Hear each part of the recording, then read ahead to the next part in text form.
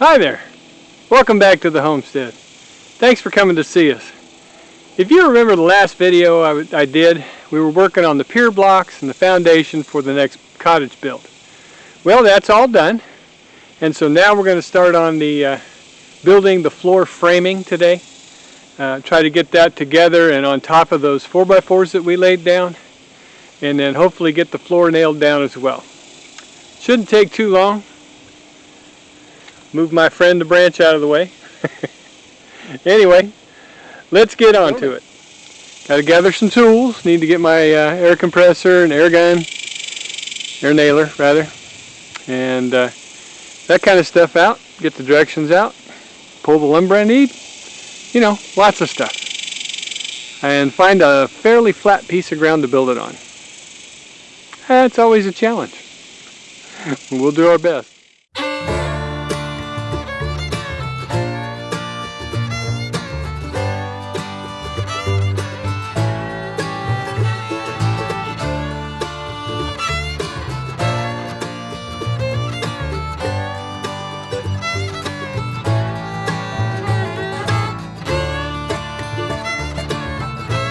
They say to lay the lumber out in order on a hard flat surface.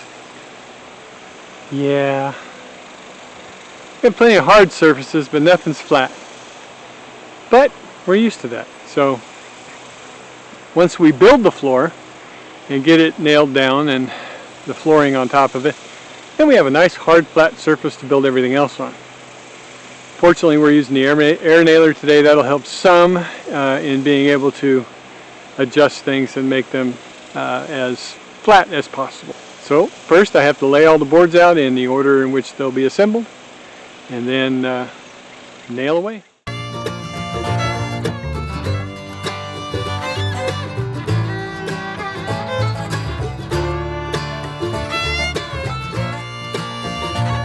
Next, the process is to mark the center where each stud is going to be nailed. This particular cottage is just like it's the same one that I just built last time. And one of the oddities about this particular thing is to get the 10 feet they use a 6 and a 4. That's fine, no problem. I understand that. I'd rather have them use a 6 and a 4 than an 8 and a 2. And then there's usually a stud.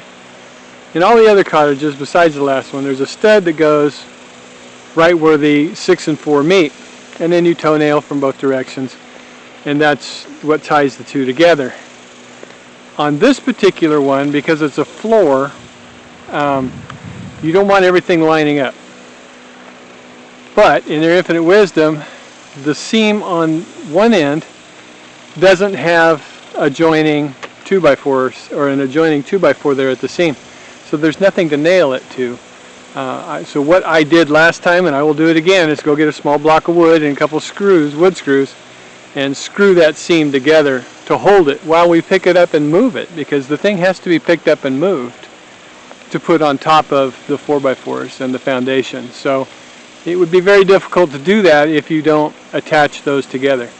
But I use a couple of wood screws. You can just pull them right back out and do it that way. It's just easier. Or I might have even left it in the other one. I don't know. It doesn't matter. It's below the floor level. You'll never see it. So I don't know. I probably just left it in there, and I'll probably just leave it in there again. But first, we need to mark all of the positions that the boards are going to go. When you're doing, if you're doing one of these, at least from this manufacturer, as you're looking at the plan, the bottom of the page is the bottom of the wall or the bottom of whatever piece you're building. So you want to build it from that direction. That way it goes together the way it's supposed to. Because not everything is exact on top and bottom. So there you go.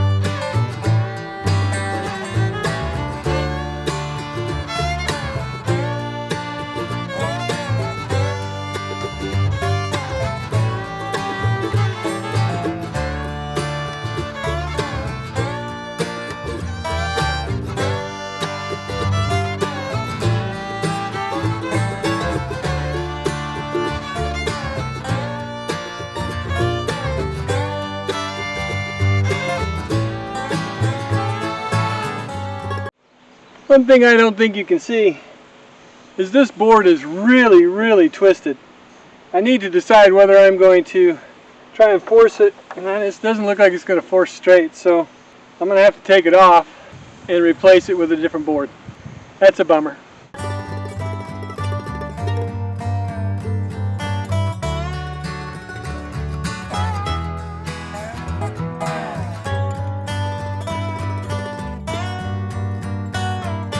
Maybe you can see how twisted it is.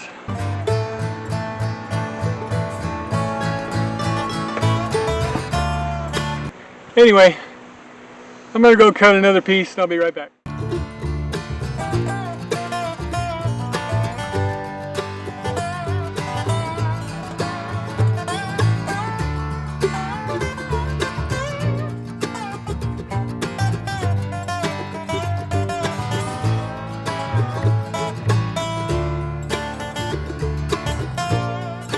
Alright, that's that 2/3 of the floor. Just need to take it over there and put it on the 4x4s. Then we got to build the bottom third piece. I say third, 2/3, I don't know. First half's done, second half's coming up. Just got to put it over on the 4x4s.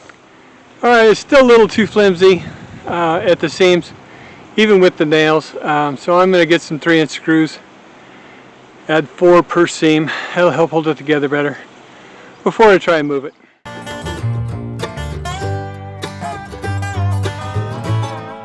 Alright, I got the bottom first piece done. I reinforced the seams where the two butt jointed together with 3-inch screws because it was starting to move every time I'd move it with just the nails. So we've run across this before, so I put extra screws in those to help hold it. Now we just need to put it up there.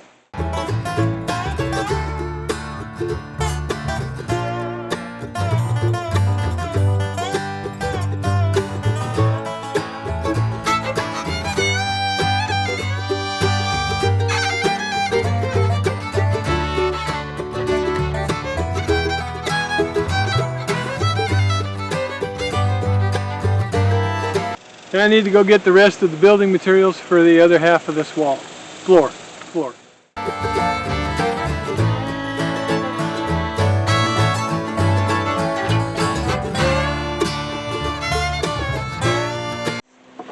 While Lee's emptying the wheelbarrow, let me just say I am aware that he has a rip in his pants.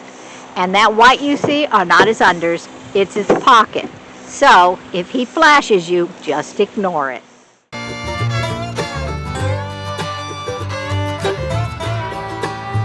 Alright, same exact progress for the smaller piece as the big one. Just lay it out, mark it, put it together.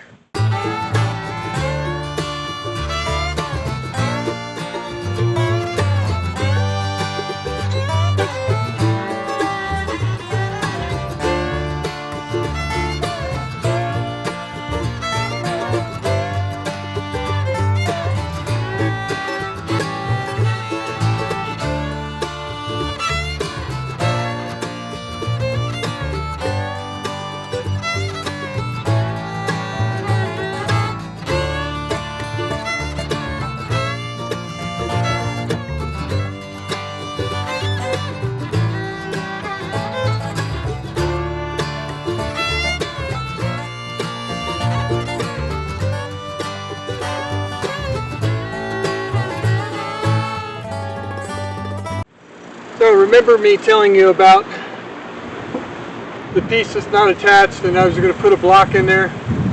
Here it is. And once it goes on there, I'll just leave it there because there's flooring over the top. Nobody will ever see it. This sits on top of a 4x4 and gets nailed to the other floor joists that we put together. So it's not a weak point at all.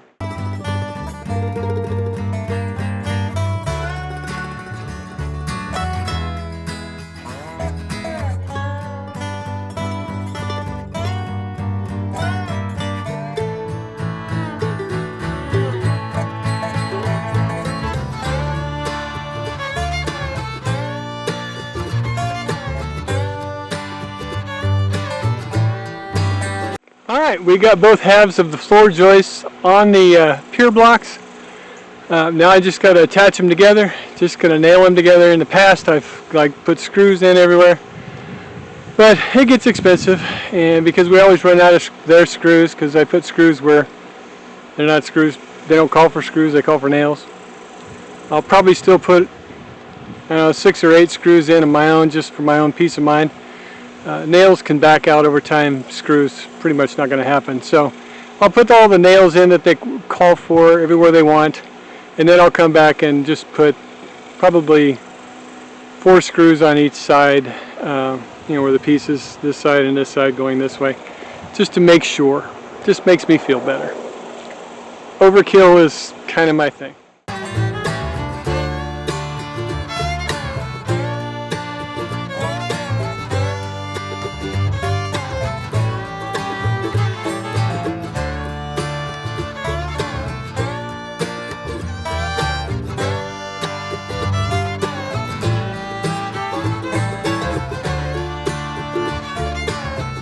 Okay, I have found me a semi-shady place in the garden, and I am going to do 2 things. One, I'm going to put together a metal framework for a raised garden bed that I got in the mail. It was one of my pre-purchases. All I had to do was pay for shipping, and so I saved tons of money. Second thing I'm going to do is I'm going to put holes in the lids of soda bottles. And I'm going to use these soda bottles the same as I've got those ball things. I'm going to put water in them, turn them upside down, put them in the garden, and let them kind of water while we're gone. It makes sense that if those balls would work, that this would work. So I'm going to do that.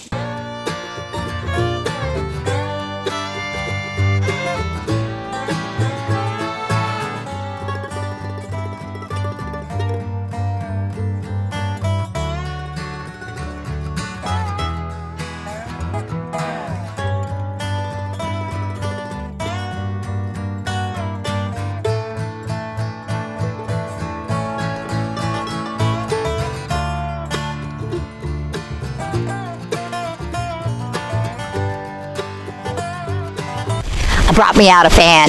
You probably can hear it. Lee bought it for the garden tunnel, and it is powerful. It's only set on number 1, and it's really nice.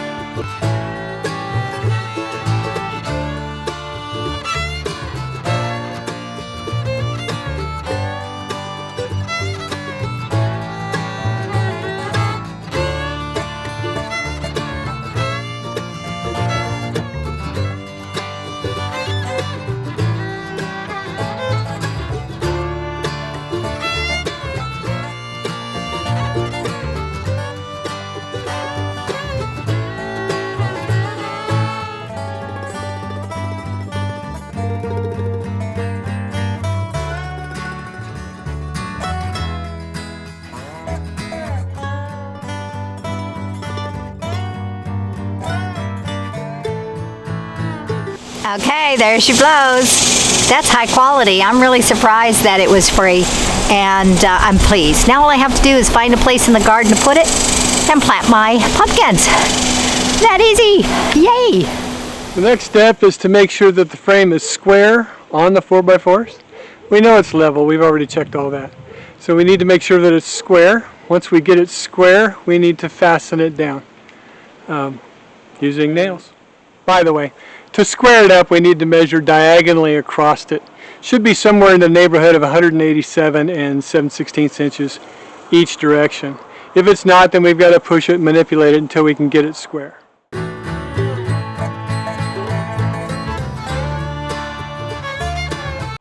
Okay, it's not square. It's 187 inches one diagonal and 187 3/4 the other. So I need to kind of squash the long side until I can get them even, and then I can nail it down. To do that, because I'm pretty much by myself, Brenda's off doing other things, so I'm going to drive a couple of nails in and use truck straps to pull it together. I haven't tried that before, so let's see if that works.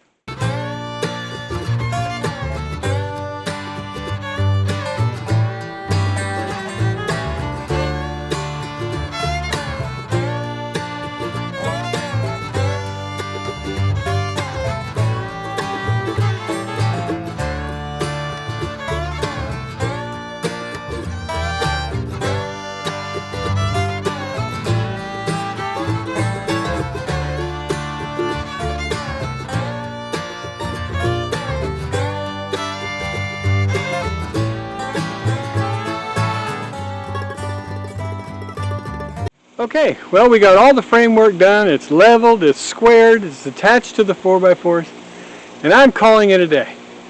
So thank you so much for watching. We really appreciate it. God bless you. Don't forget to hit the like and subscribe, the notification bell, and share it with your friends. Also, leave us a comment. We'll see you next time on the homestead. Bye now.